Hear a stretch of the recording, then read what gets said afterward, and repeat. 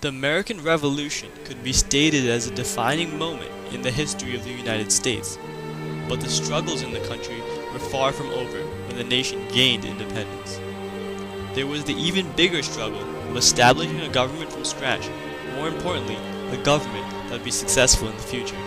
The Founding Fathers had the difficult task of establishing a government with enough power to protect the people, but not so much power that they would be on the verge of monarchy again.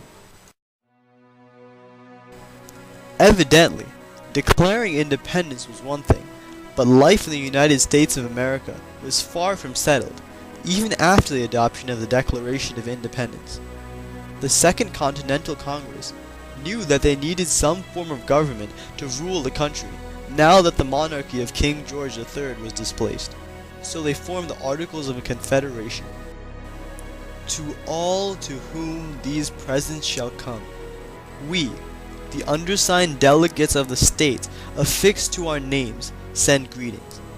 Whereas the delegates of the United States of America, in Congress assembled, did, on the 15th day of November, in the year of our Lord, 1777, and in the second year of the independence of America, agree to certain Articles of Confederation and perpetual union between the states of New Hampshire, Massachusetts Bay, Rhode Island, and Providence Plantations, Connecticut, New York, New Jersey, Pennsylvania, Delaware, Maryland, Virginia, North Carolina, South Carolina, and Georgia, in the words of the following. The Articles adopted by Congress in 1777, but not ratified by all states until 1781, linked the 13 states together for the first time, and they were now to deal with common problems together. According to the Articles, there was no executive branch and there was one prominent legislative branch. The judicial branch was left to the control of the states. The Articles of Confederation was necessary at the time. They conjoined all the 13 states, and they satisfied the public's fear of another monarch ruling. There was a constant fear of tyranny, and the Articles prevented this. However, it wasn't long before the Articles of Confederation became known as the Articles of Confusion, because there were many weaknesses that prevented their success. The main weakness was simply the fact that Congress did not have enough power because citizens were scared of another monarchy. The Articles granted more power to the state governments than the federal government. Article 2 even stated, each state retains its sovereignty, freedom, and independence, and every power, jurisdiction, and right which is not by this confederation expressly delegated to the United States in Congress assembled. This meant that Congress couldn't even enforce tax collection. They established a quota for each state and then asked for voluntary shares. This further contributed to the public debt, which was already high because of the Revolutionary War. This lack of control was evident in Shays' Rebellion, in which a group of backcountry farmers in Massachusetts rebelled because their farms were being foreclosed when they didn't pay their taxes. To justify their actions, a Shayite, Daniel Gray, addressed Congress, even stating as a grievance, the present expensive mode of collecting debts, which, by reason of the great scarcity of cash, will of necessity fill our goals with unhappy debtors, and thereby a reputable body of people rendered incapable of being serviceable either to themselves or the community. The fact that people were unhappy, despite the weak taxes, was a form of democratic despotism that Thomas Jefferson desperately feared. It showed that people now had too much power and rebellion was too easily accepted.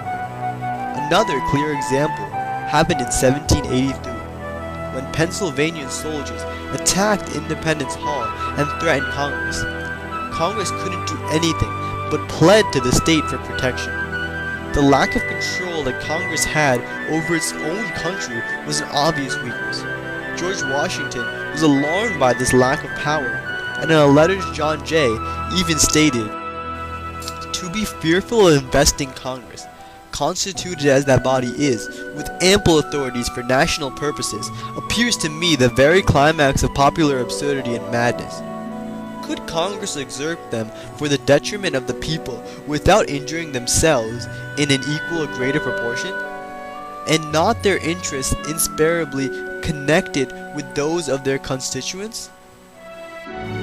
Everyone eventually started to agree that the articles needed some amending. The government was obviously too weak to provide for the people, even though conditions were starting to improve. Control of commerce was a major problem. Each state could establish its own rules regarding navigation, and there was the interstate argument. Congress decided that instead of meeting just to discuss commerce, it was time to revise the articles. The Constitutional Convention was decided upon to repair the current Articles of Confederation. It was held in Philadelphia, Pennsylvania. All the states except for Rhode Island prepared for the convention by choosing representatives, state legislators, which consisted of members elected by property qualifying voters, appointed the leaders. As a result, the group of leaders was made up of all propertied men.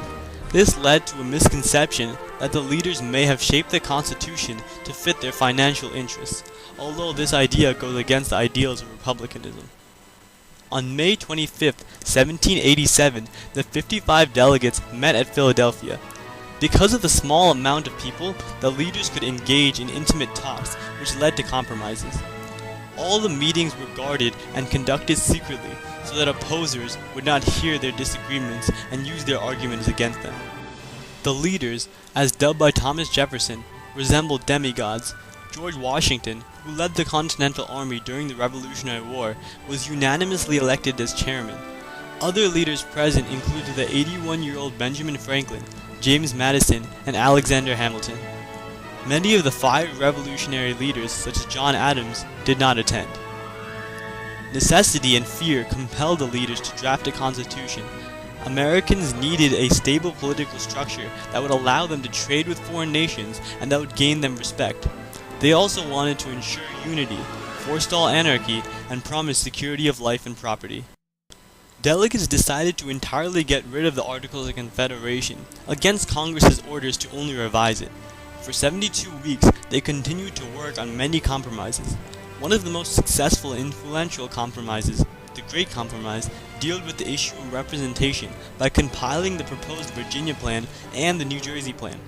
The Virginia Plan asked for representation in both houses of Congress to depend on population, thus offering more advantage to larger states.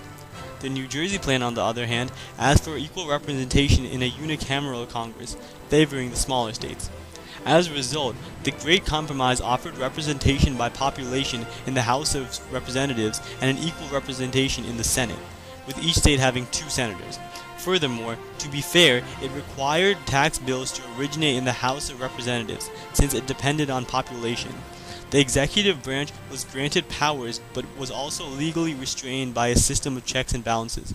The president could veto legislation and had the power to wage war. The Congress, however, had the power to declare war and could override a veto with 2/3 vote. The third branch is called the Judiciary Branch, which consists of federal judges appointed by the president for life.